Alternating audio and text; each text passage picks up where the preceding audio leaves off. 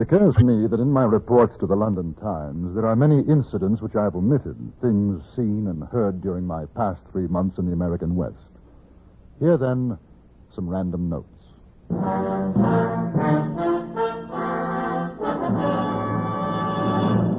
Frontier Gentleman.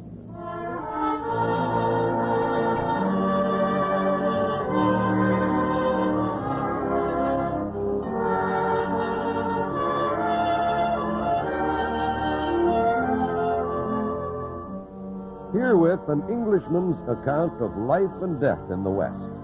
As a reporter for the London Times, he writes his colorful and unusual stories. But as a man with a gun, he lives and becomes a part of the violent years in the new territories. Now, starring John Dehner, this is the story of J.B. Kendle, Frontier Gentleman.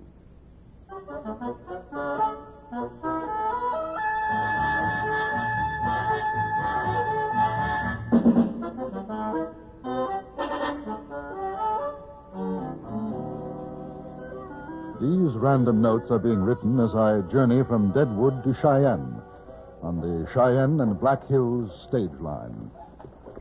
I recall an incident in the Montana Territory town of Helena.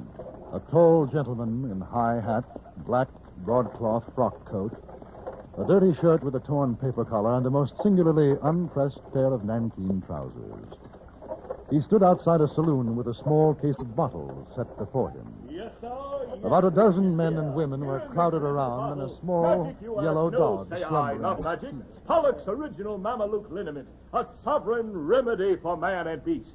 It is confidently recommended to the afflicted as an infallible remedy for the following diseases to wit: burns, cramps, pains in the joints, sore throat, frosted feet, rheumatism, spinal complaints, lumbago, old sores, cuts, bruises, swellings, sprains, pains in the back or side, headache, cutaneous affections, ague, cake, bites of insects or reptiles, salt rheum, mange, cracked hands, catarrh, dysentery, cholera morbus, and cholera.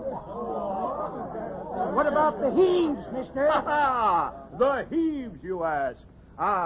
And in this bottle, the answer to your question, sir. Pollock's syrup of sassafras, a cure, nature's noblest remedy for heaves, consumption, bronchitis, croup or hives, colds, coughs, asthma, hoarseness, difficulty of breathing, purifying the blood, whooping cough, and a dozen ailments too horrible to mention in a public street. To any of you afflicted with any of the diseases I have mentioned, or some that I have not, don't delay. Get your bottle of Pollock's compound of syrup of sassafras, for it is certain to give more relief in a short time than all the sarsaparillas and other compounds the stomach could bear. Ladies and gentlemen, it costs only 25 cents for one bottle, or as an added inducement for your health, Pollock's original Mameluke liniment and a bottle of Pollock's syrup of sassafras, both for the small sum of 40 cents. Think of the dollars and suffering you will save by this miraculous formula.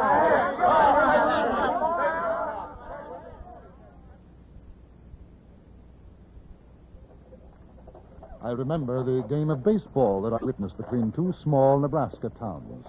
Suffice to say that the match began at 2 o'clock. By 6 that evening, the score stood 97-25, and a gun battle ensued which lasted for 3 days. I shall give a more complete account of that incident at a later date.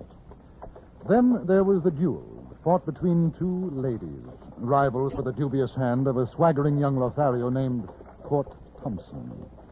The entire town turned out for the event. The duelists were Mattie Silks and Katie Fulton. They were to fire at 10 paces, and all was in readiness. Well, sure, if you ask me, my money's on Mattie. Mattie? Sure. Everybody knows Mattie Silks. You mean you ain't visited? No. Now, I got $10, says she'll blow Katie Fulton's bustle clean out of the county. Aside from Court Thompson, Mattie ain't standing for Katie's bar being on the same street. Oh, there's real bad feeling there. Which is Court Thompson? Feller standing next to Mattie. Oh, he's a one, he is. You got to excuse me now, mister. I've been selected to count off the steps. All right, folks, stand back. Let's get on with this here duel of honor. Matty, Katie, you know the rules. 10 paces, then I count 3 and you start shooting. Now, let's go. 1, 2, 3, 4, 5, 6, 7, 8, 9, 10. Ready, ladies? 1, 2, 3. You killed me! I'm shot!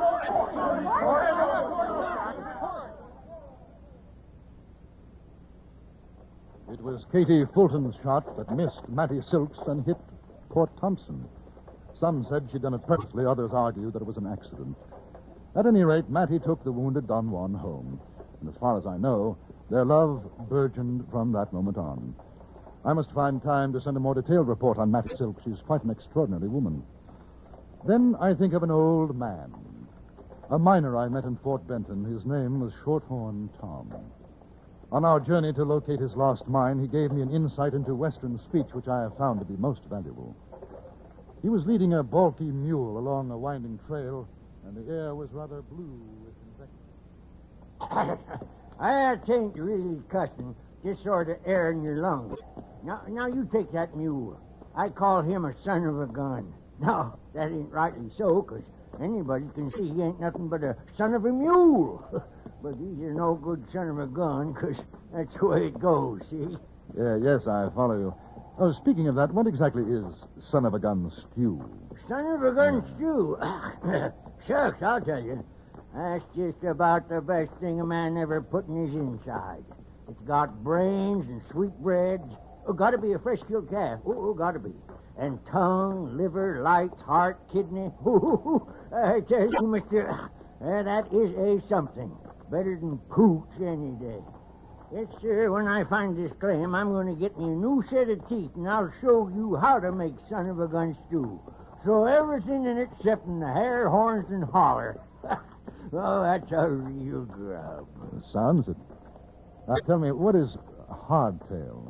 Oh, just a mule, like this ornery stump-sucking son of a gun. Oh, hardtail, mule. Correct. Stump sucker. Ain't you never seen a horse getting his teeth against something and sucking wind? That's what a stump sucker is. Oh, you don't want nothing to do with a critter like that. No, sir.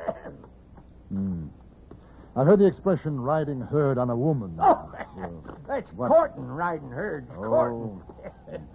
Boy, you stick around old Shorthorn Tom, he'll have you talking as smart as a bunkhouse rat. Hey, you know what a woman is out in these parts? No, what? Calico, painted cat, sage hen, cow bunny, long-haired partner, quail, squaw. You know what we'd call a feller like you, green from the east? Tenderfoot, button, dude, prune picker, pilgrim, softhorn, a greener. Yes, well, what about you? Me? A rawhide, coffee cooler, pocket hunter, river sniper.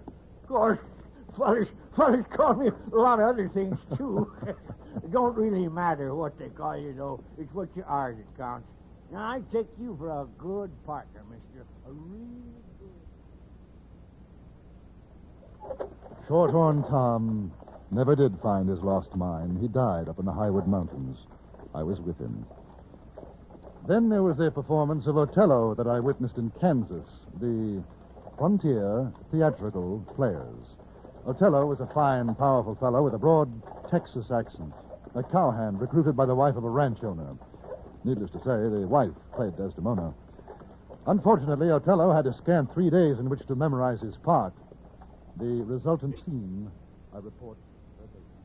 That handkerchief which I loved and give to you, I'll give it to Cassio. No, by my life and soul. Send for the man and ask him. I don't want no sweet talk, honey. Y'all take heed of perjury, 'cause you art on thy deathbed.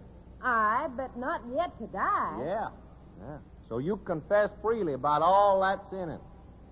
For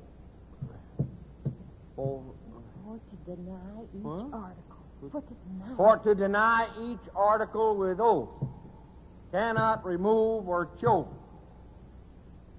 something, that I do grunt. Honey, you all gonna die. Mercy. Amen. And have you mercy, too? I never did offend you in my life. Never loved Cassio, but with such general warranty of heaven as I might love. I never gave him token. Look, I saw you. You know the handkerchief. Everything. He found it then. I never gave it him. Send for him hither. Let He him... confessed. What, my lord? Well, you know, he been dealing off of the He bottle. will not say so. Well, he won't for a fact. Honest Iaga stopped his mouth. Oh, my fear and turkey. What is he dead? Had all of his hair been live, my great revenge had stomach for all of them. Alas, he is betrayed and I undone. Out Strumpet. Weepst thou for him in my face? Oh, banish me, my lord, but not kill me. Down Strumpet. Kill me tomorrow. Let me live tonight. No, sir. But half an hour. Being done, there is no pause. But while I say one prayer. It is too late now. Oh. You take your hands off me spoon, Sam, or I'm coming up there and rip the hide.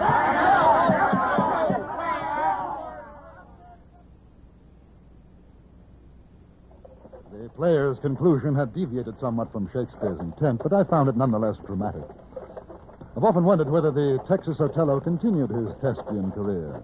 He could have made a fortune in London. Speaking of fortunes, reminds me of an extraordinary thing that happened in Montana Territory. As soon as we reach the next stage station, I'll jot it down.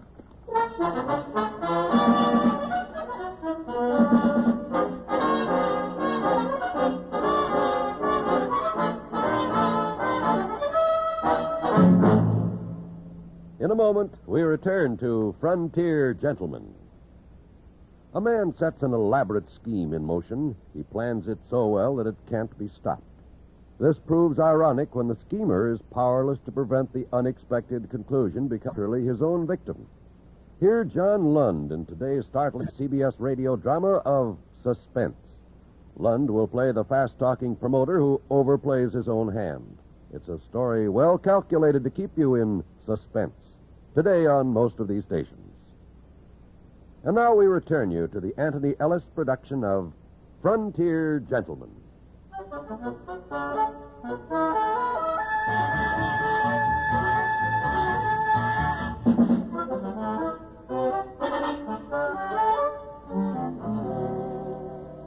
The rocketing coach of the Cheyenne and Black Hills stage line had crossed into Wyoming territory. There seems no end to this incredible land of the American West. As the dark hills to the north and east fall away, the land becomes more rolling. I mention an event in Montana Territory that happened to a Chinese gentleman named Li Chao. He was a well-educated man, scrupulously honest, and ran a general supply store in Helena. During a few days of my visit, I enjoyed several cups of tea and one or two chess games with him. I remember that one afternoon he seemed quite excited. His hand shook as he poured. This is a momentous day for me, my friend, Kendle. Oh? You are the first to know. I am now an owner of a mine. No. Yes. Here, let me show you.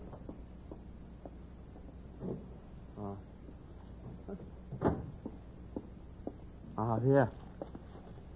A legal document which gives me possession of the Lucky Hand placer claim. Well, is it good? Good. Oh, my friend Kendle, I have paid for it with my life savings. $40,000. You know that some men have been bringing me their gold dust to keep for them, as in a bank. Yes, I remember you telling me. It was their claim which I bought. I took much time, much trade talk, but finally they agreed to sell. And now I am a mine owner. Oh. As soon as I have made my fortune, Kendle, I shall return to China and live the remainder of my life in peace and security.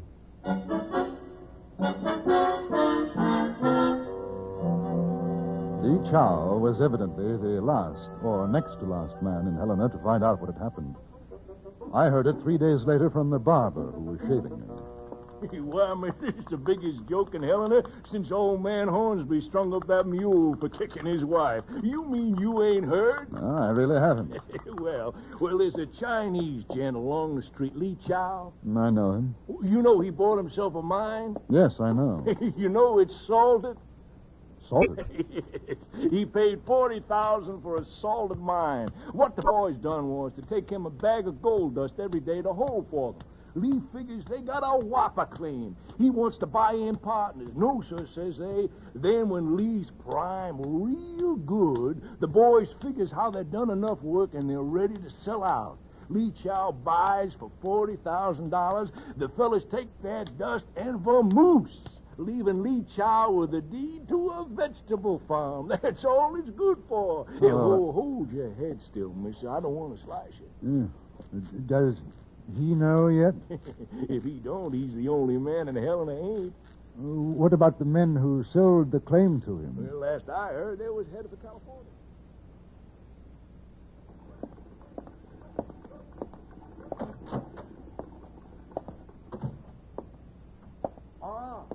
Good morning, my friend, Mr. Kendle. Good morning, Mr. Lee. You appear downcast. Is something the matter? I've just heard some rather bad news. It's about your claim. Oh? You've been cheated, Mr. Lee. There's no gold. The men who sold it to you knew it. So? But I do not understand.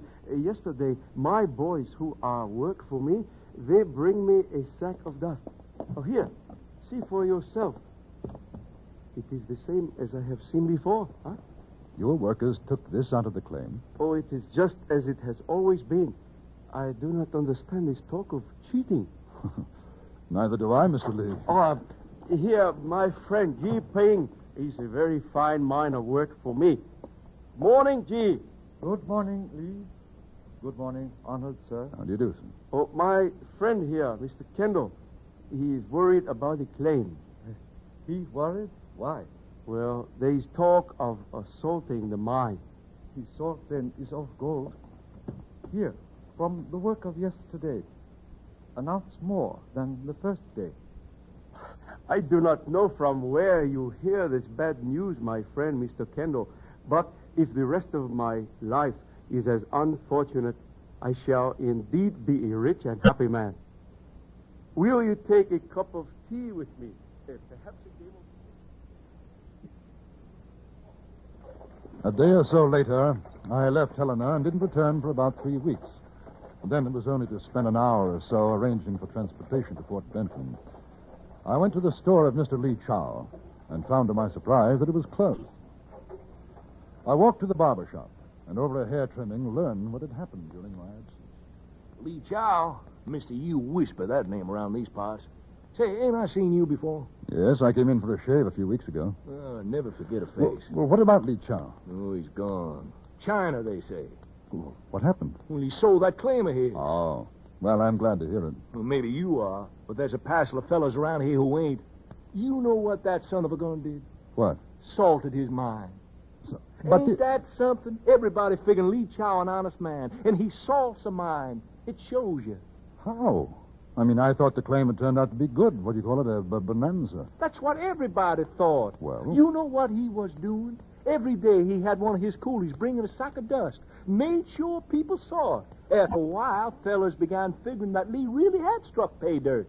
Couple of them went in to see Lee. He showed them a sack of dust. Yeah, well, he showed it to me. Oh, sure he did. And he had one other sack. That's all he had. One he kept in the store, the other he give back to the coolie who'll bring it in the next day. It ain't nothing to laugh at, mister.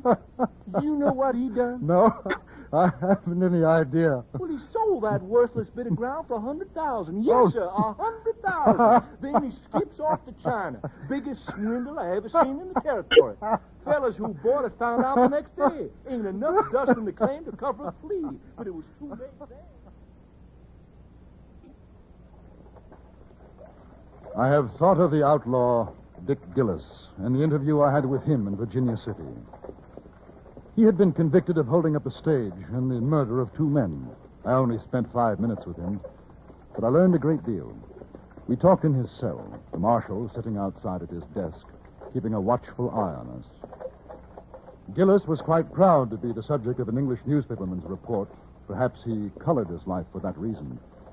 His language was, to say the least, unusual, and so were some of his thoughts. I'm 36. 36 years out of a mother's arms I never knew. She went up Salt River when I was born. Savvy? My pa, he were a wicked old so-and-so. He used to beat the tar out of me. I run away from home when I was 10. Where did you go? Nebraska, Kansas, Colorado. I've been all over. I've seen more than most men see in 5 lifetimes. Less than I wish I had. What made you start this, being an outlaw? Man, don't start, mister. Shucks, I was born outlaw. Did my first killing when I was 10. Shot me my pa's horse. That's how come I run away. Why did you shoot his horse? I don't know. Because I guess the old varmint cared more for horse flesh than he did for his son. I sure hated that critter. If I hadn't killed the horse, I'd have killed the old man, that's for sure. How many men have you killed? A fair fight, 2. No matter telling it now, because I'm going to hang anyway. 7. 7 I killed in hate for killing's sake. Do you have a girl? I got a wife. I ain't seen her for 3 years now. There's a kid, too, but I never did go back. I guess it's how they'll manage along. You know, a man like me oughtn't to take up with a wife, nor kids. There's something all fired wrong. Wrong? A fella like me. I know I done bad. I know I'm going to hang. There ain't no one going to sorrow. Kind of wish that weren't so. What do you think? I know what you mean. If I had me a 44, I'd shoot my way out of here. And I'd head me for the hills and live, you know? It's funny how quick a man forgets the smell of grass and sage. I should have been one of them poet fellas. I knew Jack Crawford once. You ever meet up with him? No. When you think of hanging.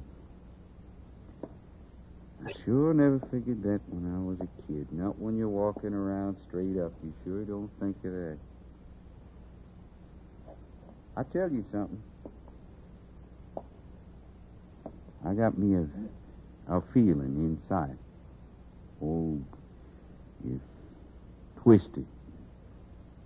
Looped up like it. I'd like to ask you a favor, mister. What is it? You write what I'm telling you in that English paper of yours. You say maybe somebody sorrowed when I got my neck broke, huh? Make it up maybe like my wife or my kid heard and they sorrowed. I will. Day comes when a man gets to be alone. Ain't nothing more to look at except what's inside. I sure hadn't ought to kill that horse, you know?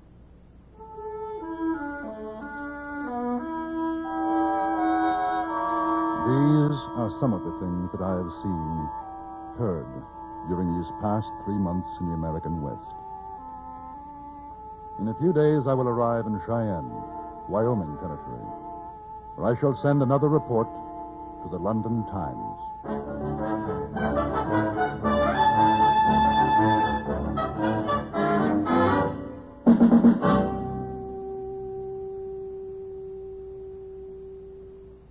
Frontier Gentleman was written, produced, and directed by Anthony Ellis and stars John Dehner as J.B. Kendle. Featured in the cast were Virginia Gregg, Jack Moyles, Peter Leeds, Vic Perrin, Joseph Kearns, Jack Crucian, and Winston Ross. Music was composed and conducted by Wilbur Hatch.